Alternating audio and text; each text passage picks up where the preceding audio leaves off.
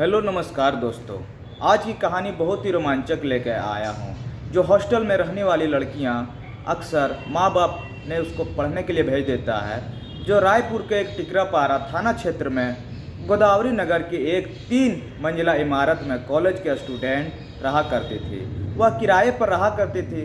ज़्यादातर लड़कियाँ यहाँ पर रहती थी। उस हॉस्टल के मकान जो 3rd फ्लोर का एक फ्लैट था, जिसमें मनीषा सिदार नाम की एक लड़की रहती थी, जो नर्सिंग फर्स्ट ईयर के स्टूडेंट थी। लेकिन 10 दिसंबर 2019 को सुबह करीब 11:30 बजे के आसपास का समय था दोस्तों, मनीषा के फ्लैट से झगड़ने की आवाज़ आने लगी। 2nd फ्लोर पर रहने वाली छात्राओं और आसपास में रहने वाले स्टूडेंट आवाज़ें सुनाई दे रही थी। ऐसा लग रहा था जैसे मनीषा के फ्लैट में कई लोग आपस में झगड़ा कर रहे हैं। लेकिन दोस्तों, फिर अचानक लड़ाई झगड़े की आवाज़ें चीख पुकार में बदल गई, जिस कारण आस पड़ोस के लोग भी थोड़ा घबरा गए दोस्तों। करीब 10-15 मिनट के फ्लैट में चीख पुकार और सामान गिरने की आवाज़ सुनाई दी थी, लेकिन फिर अचानक सब कुछ शांत हो गया और सन्नाटा छा गया दोस्तों। इसी बीच मनीषा पिछले फ्लोर पर छात्राओं से मकान मालिक को फ़ोन करती है। बताते कि मकान मालिक बंटी साहू 3rd फ्लोर पर पहुंचने मनीषा को आवाज़ लगाई, पूछा कि यहाँ पर इतना शोर क्यों हो रहा है, लेकिन मनीषा ने अंदर से कोई भी जवाब नहीं दिया। बंटी साहू ने फ्लैट के दरवाजे को हल्का सा धक्का दिया तो दरवाज़ा अंदर से बंद था, हालांकि अंदर सन्नाटा छाया हुआ था। इसके बाद मकान मालिक ने कमरे में लगी खिड़की को हल्का सा धक्का दिया तो खिड़की खुली की खुली रह गई। खिड़की खुली तो अंदर से किसी ने दरवाज़ा भी खोल दिया। इसके लिए पहले ही मकान मालिक बंटी साहब को कुछ समझ पाते, मनीषा के फ्लैट से 2 लड़के बाहर निकलकर दोनों सीढ़ियों होते हुए नीचे से उतरने और भाग गए दोस्तों। 2nd फ्लोर पर रहने वाली छात्राओं ने और पड़ोस में रहने वाले लोगों ने उन दोनों को भागते हुए देखा था, लेकिन जैसे ही मकान मालिक मनीषा के कमरे में अंदर गए तो अंदर जाते ही मकान मालिक की रूह कांप गई दोस्तों। आखिर क्या हुआ, क्योंकि वहाँ पर एक नहीं बल्कि 2 लड़कियाँ खून में लथपथ थी। मकान मालिक ने इस घटना को जानकारी तुरंत पुलिस वाले को दी, लेकिन घटना से आधा घंटे का समय लगता था। असल में पुलिस के एक एग्जैक्ट लोकेशन का पता ही नहीं चल पा रहा था कि आखिर उन्हें जाना कहाँ है। जब पुलिस मौके वारदात पर पहुंची तो सबसे पहले उन दोनों लड़कियों को doctor Bhimrao Ambedkar memorial hospital ले जाया गया, लेकिन डॉक्टरों ने उन दोनों लड़कियों को मृत घोषित कर देता है। असल में उन दोनों के सिर पर किसी भारी चीज से वार किए गए थे, लेकिन अगर पड़ोस में रहने वाली उन लड़कियों को तुरंत हॉस्पिटल ले गए होते तो शायद उनकी जान बच जाती। मगर पड़ोसी बहुत ज़्यादा घबरा गए थे, उन्हें कुछ समझ नहीं आया कि उन्हें करना क्या है और क्या हुआ।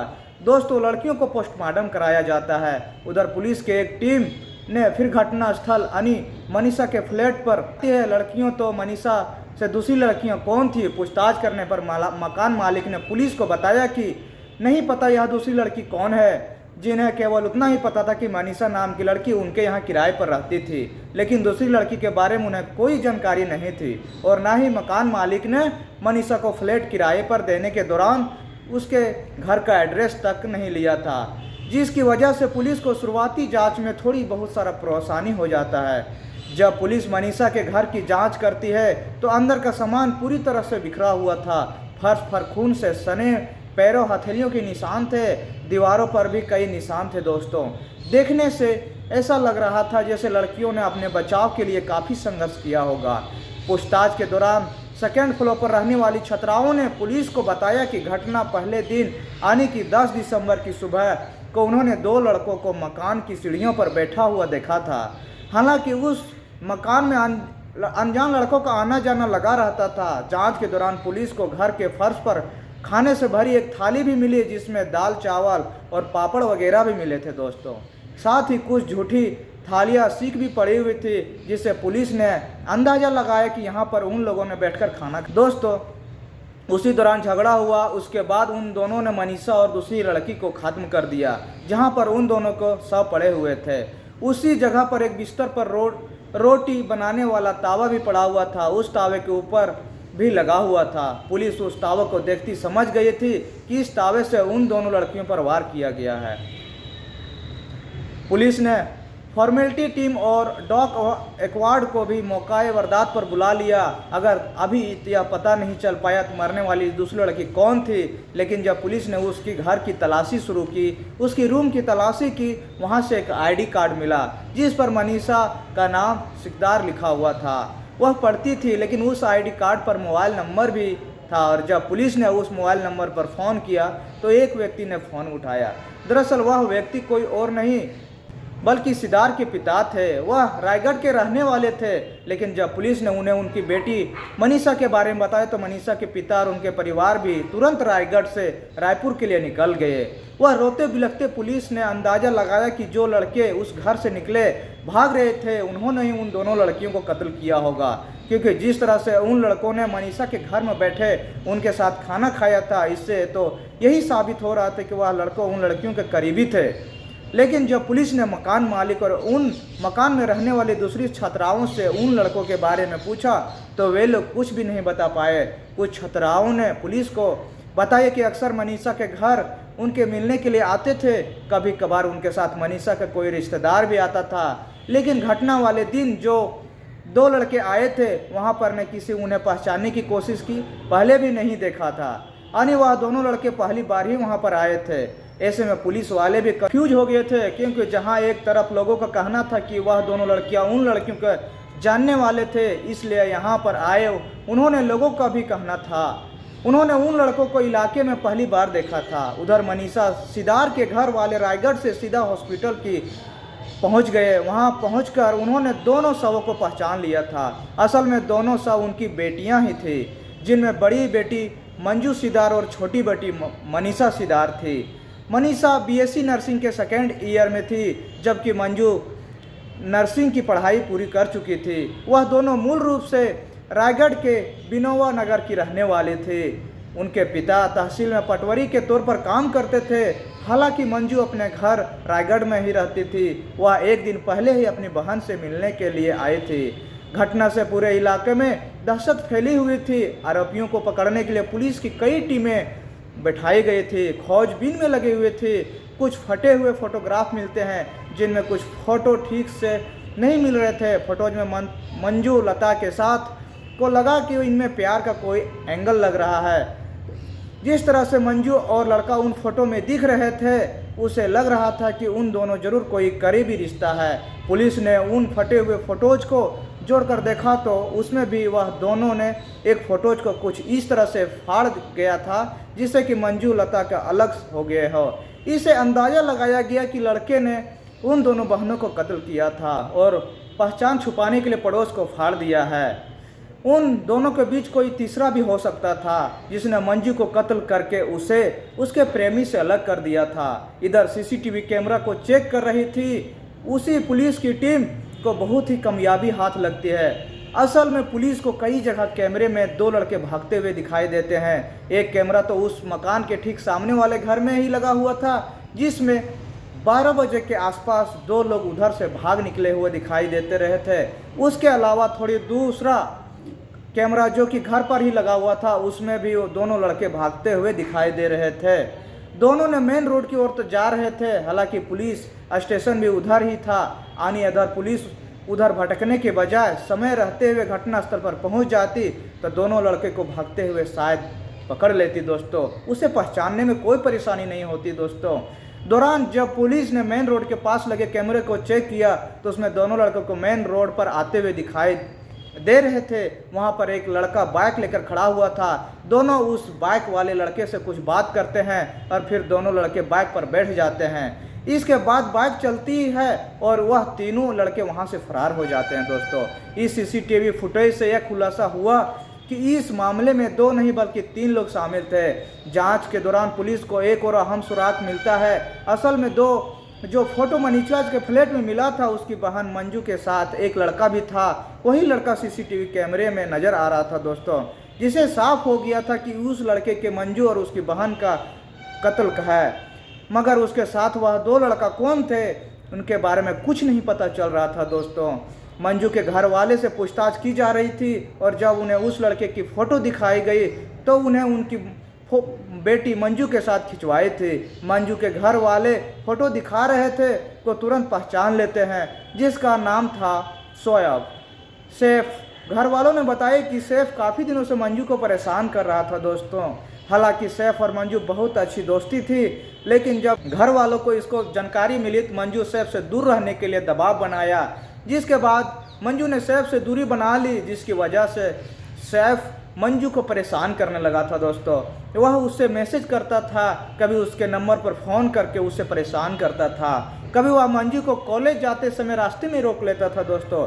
इन सब बातों से परेशान होकर 3 नवंबर 2019 को इस घटना से 1 महीना पहले चक्रधरपुर थाना पुलिस स्टेशन मंजू के परिवार वालों ने सैफ के खिलाफ छेड़छाड़ की रिपोर्ट दर्ज करवाई थी, लेकिन बाद में उन दोनों के परिवार वालों में इस बात को लेकर समझौता हो जाता है और मंजू एप्लीकेशन वापस ले लेती है और उसे छोड़ दिया जाता है दोस्तों।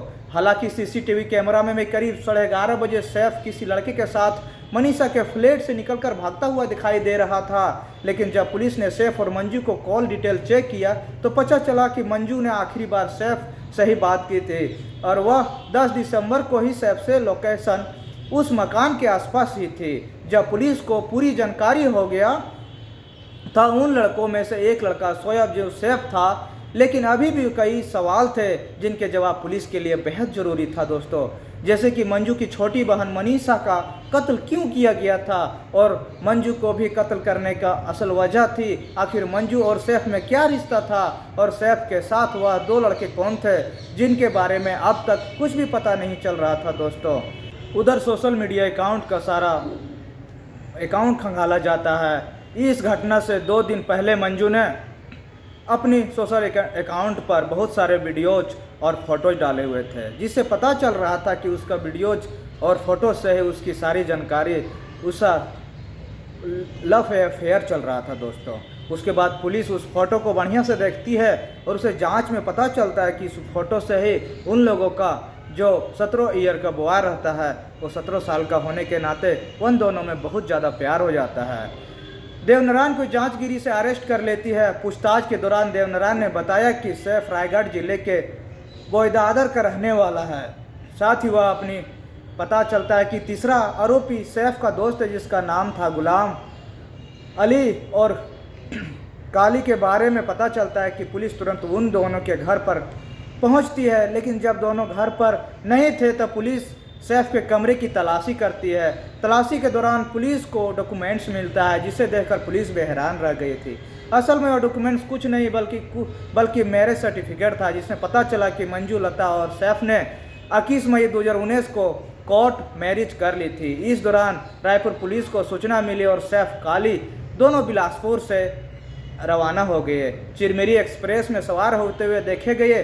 इस बात का पता चलता है कि रायपुर पुलिस ने तुरंत सतना पुलिस से संपर्क किया। फिर सतना पुलिस ने इस बात की जानकारी मेहर पुलिस को दी। आखिरकार इस तरह से मेहर रेलवे स्टेशन से सुबह 4 बजे सैफ को अरेस्ट कर लिया गया, जबकि उसका एक साथी काली डरोट स्टेशन पर उतरकर भाग निकलता है दोस्तों। लेकिन फिर शाम तक उसे भी अरेस्ट कर लिया जाता है। इसके बाद उन दोनों ने कड़ाई से पूछताछ की गई है। पूछताछ के दौरान सैफ ने बताया कि मंजू लता और उससे प्रेम प्रसंग बहुत पहले से चल रहा था। प्रेम प्रसंग के दौरान वह उसके बच्चे की मां बन जाती है और बच्चे की मां बनने के कारण वह दोनों शादी कर लेते हैं और प्यार करने लगते हैं दोस्तों। आगे चलकर उन दोनों को प्यार इतना बढ़ा कि उन्होंने घर वालों को बताए बगैर 21 मई 2019 को कोर्ट में जाकर शादी कर ली। इसके बाद उन्होंने एक मंदिर में जाकर भी शादी की। उसी दौरान वह अपनी शादी की कई तस्वीरें भी ली थी दोस्तों। जब पुलिस को मौकाई वारदात पर मिली थी शादी के, वह दोनों अपने अपने घर रहने लगे और जब उन्हें मौका मिलता तो वह दोनों एक दूसरे से मिलते थे। उन दोनों में सब कुछ ठीक ठाक चल रहा था, लेकिन शादी के कुछ दिन बाद अचानक सैफ अपनी मंजू की शादी की फ़ोटोज अपने परिवार वालों को दिखा लेता है और देखने के बाद यह सिदार नाम की लड़की जो मंजू सिदार होती है, वह फ़ोटो किसी के कारण वह लीक हो जाता है और फ़ोटो उनको घर वालों को देख लेता है। फ़ोटो देखने के बाद वह लोग उसे बहुत ज़्यादा परेशान और डांटना शुरू कर देते हैं कि ये तुम लोगों ने क्या किया। दोनों अलग अलग ब्रदरी के होने के नाते ये तुम लोग क्या कर गए, तुम्हें अलग होना है। मगर उन दोनों के बीच प्यार कम नहीं हुआ। वह दोनों फ़ोन पर बात करते थे, लेकिन फिर धीरे धीरे उन दोनों में झगड़े होने लगे। सैफ का कहना था कि अब मंजू उसे इग्नोर करने लगे थे, अब वह उससे बात नहीं करते थे। शायद मंजू के अपनी गलती का एहसास हो गया था, इसलिए वह सैफ को इग्नोर करने लगे थे। इधर जब मंजू के घर वालों को पता चला कि सैफ अब भी मंजू से फ़ोन पर बात करती है, तो उन्हें अपनी बेटी को चक्रधरपुर पुलिस थाने ले जाकर कंप्लेंट दर्ज करवा देती है। फिर यह मामला आपसी सहमति से रफा दफा कर दिया जाता है दोस्तों। जहाँ तक ठीक था, लेकिन इस घटना से 3 दिन पहले मंजू ने टिकटॉक पर एक वीडियो अपलोड किया था, जिसमें वह किसी लड़की के साथ वह वीडियो बना रहे थे, एक्टिंग कर रहे थे। और यही वह वीडियो से जिसे देखकर सैफ गुस्से से पागल हो गया था। असल में सैफ का शक होने लगा था कि मंजू उस लड़के के साथ अफेयर है। उसे लगा कि इस वजह से मंजू अब उसे इग्नोर व अनदेखा कर रही है। उसने फैसला किया कि अब उस मामले को हमेशा के लिए ख़त्म कर देगा। इसके बाद उसने एक नाबालिग दोस्त देव नारायण सैन को साजिश में शामिल कर लिया। सैन ने सैफ से काम खत्म होने के बाद 1000 देने का लालच दिया। 1000 के लिए साजिश में शामिल हो गया। इसके बाद सैफ ने एक दिन दोस्त गुलाम मुस्तफ़ा उर्फ काली को अपने प्लान में शामिल कर लिया था दोस्तों। सैफ ने उसे भी 1 लाख रुपया देने का वादा किया था। उसने इतना खतरनाक प्लान तो बना लिया था, लेकिन सैफ ने उससे बचने का कोई प्लान और उसे मारने का प्लान में नहीं सोचा था दोस्तों। फिर यह जब कोर्ट मामला पहुंचती है तो वह तीनों को सजाए दे देता है दोस्तों, और तीनों अभी जेल के सलाखों के पीछे है दोस्तों। ये कहानी बहुत ही इंटरेस्टिंग और दिल दहला लेने वाली कहानी है दोस्तों। ये कहानी में क्या लगता है समाज में इस तरह से घटनाएं को लेकर, जो अपने माता पिता से छुपकर एक लड़की से शादी कर लेती है। इसके बाद सैफ खान गुलाम उर्फ काली और इन दोनों को जेल में रहते बहुत 10 दिसंबर की सुबह रायपुर पहुंच जाते हैं दोस्तों, और फिर ये जेल की सलाखों में रहते हैं दोस्तों। फिर दोस्तों ये कहानी से आप लोगों को क्या सीख मिलती है, कमेंट करके ज़रूर बताइएगा। फिर आप लोग से एक छोटा सा रिक्वेस्ट है कि आप लोग मेरे चैनल पर नए हैं तो चैनल को लाइक एंड सब्सक्राइब जरूर कीजिएगा दोस्तों। इसी से मोटिवेट मिलता है दोस्तों। फिर मिलते हैं अगले वीडियो में, तब तक के लिए नमस्कार।